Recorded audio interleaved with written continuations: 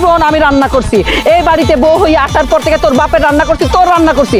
এখন বাড়িতে নতুন বউ আসছে, আমি আর রান্নাঘরের দিকে যাবো না, তোর বউ রান্না করবো। আর তোর বউ যদি রান্না করতে না পারে, তুই রান্না কর। কি কও মা, আমি রান্না করুম কেন? কারণ তুই নিজে পছন্দ করে বিয়া করছস, আর এমন একটারে বিয়া করছস যে রান্না বান্না ঘরের কাম কিচ্ছু জানে না, আকাম্মার ঘরের আকাম্মা। যেহেতু তোর বউ রান্না বান্না করতে পারবো না, তাহলে রান্না বান্না করবো কে? তুই করবি, যা, কথা পারিস না, রান্না করে যা। মা এটা কেমন বিচার? আমি এই বাড়ির ছেলে, তাছাড়া আমি একজন পুরুষ মানুষ, আমি রান্না করুম। অবশ্যই তুই রান্না করবি।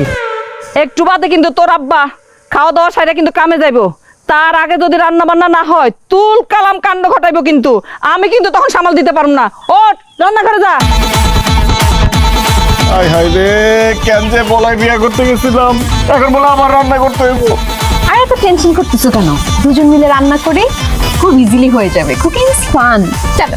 আরে আমি জীবনে কোনোদিন চলা যাওয়াই নাই। তা আমি জানাইছি হয়ে যাবে, চলো আসো। আচ্ছা, আগুন জ্বলতেছে না কেন? আরে বুঝতেছি না তো, আগুন বারবার জ্বলে শুধু নিভে যায়। গ্যাসের লাইনে প্রবলেম আছে মনে হয়। আর গ্যাস পাইলা কই তুমি? গ্যাসের লাইনে পাও? ও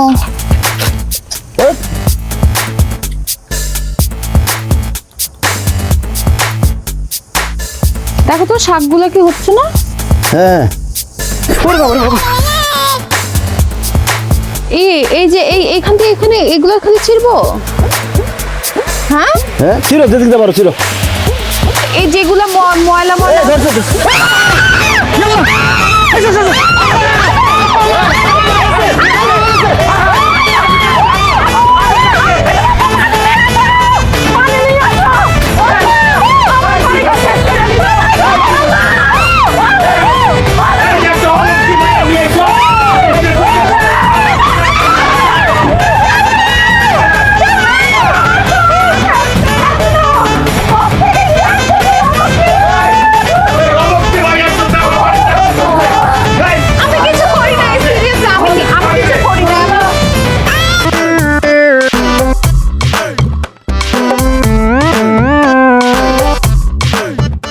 কোন কপাল নিয়ে যে দুনিয়াতে আইছিলাম, মাইয়া মানুষের সব কাজ করা লাগতেছে।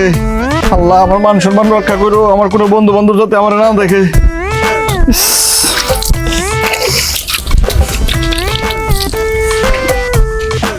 জান, তোমার মা আমাকে এই কাপড়গুলো ধুতে বলছে। আমি তো কাপড় ধুতে পারি না, তুমি একটু ধুয়ে দাও না। এই কথা না বলে আমার মাথার মধ্যে দুটো বাড়ি দাও। মাথার মধ্যে বাড়ি দিয়ে মাথাটা 2 ভাগ করে ফেলাও। এই ঘোড়ার ঘাস খেয়ে বড় হইছো, কাপড় ধুতে পারো না?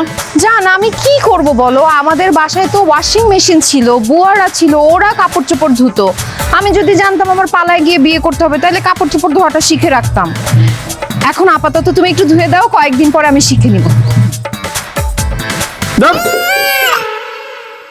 একটু এখনই ধুয়ে দাও না, থালা বাটি পরে ধো। ওই মা বলতেছে কাপড় নেড়ে দিতে হবে। ধুইতাছি।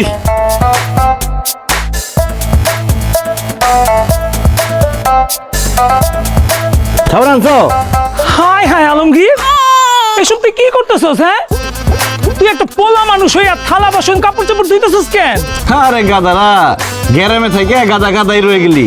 আরে বেটা, আমি থালা বাসনের কাপড় চোপড় ধুইতেছি না। আমার বউ শহরে বড় হয়েছে তো, কাজ কাম কিছুই পারে না। এই জন্য আমি শিখাইতেছি ওরে যে কিভাবে থালা বাসন ধুইতে হয় আর কিভাবে কাপড় চোপড় ধুইতে হয়। আলমগীর, মিথ্যা কথা কেন বলতেছো? আমি তোমাকে আগেও বলছি মিথ্যা বলা মহাপাপ। অ্যাকচুয়ালি ভাইয়ারা হয়েছে কি, আমি এগুলো কোনো কিছু করতে পারি না তো, এর জন্য ও থালা বাটি ধোয়া, কাপড় ধোয়া, রান্না করা সবকিছু ও করতেছে। হাই হাই হাই আলমগীর, বিয়ার পর তোর এত অদ্ভুত হয়েছে। বিয়ার আগে তুই আসলি বাঘ, আর বিয়ার পরে হয়ে গেলি বিড়াল। হ্যাঁ, ঢাকা শহরে সুন্দরী বউ পাইয়া বউয়ের গোলামি করতেছস না? আর তুই যে কাজগুলি করতেছস, তুই তো একটা পুরুষ জাতির কলঙ্ক। আলমগীর রে, আমি তো ভাবছিলাম এইবার আমার আব্বারে কয় এই মাসের মধ্যে বিয়েটা কইরা ফেলামু, কিন্তু তোর এই বউয়ের গোলামি করা দেখে আমার তো বিয়ের শখ মিটা গেছে। আমি আর বিয়ে করুম না, সারা জীবন আমি চিরকুমার থাকমু। তারপর একটা মাইয়ারে বিয়ে করে আমি তার গোলামি করতে পারুম না। কিরে আলমগীর, তুই কি শুধু তোর বোর থালা বাসন আর কাপড় চাপড় ধুয়ে দেস, নাকি রান্না বান্নাও করে দেস, ঘর ঝাড়ু দিয়ে দেস? বেটা, ওই রান্না বান্নার ঘর ঝাড়ু দেওয়া শুধু করে, বিয়ার পর ওর যে অধপতন দেখতাছি, হয়তো বউরে মনে হয় খাওয়াইও দেয়। ভাবি গোসল করাই দেয় নাকি? এই অসভ্যর বাচ্চারা, আমার বউর গোলামি আমি করুম। আমার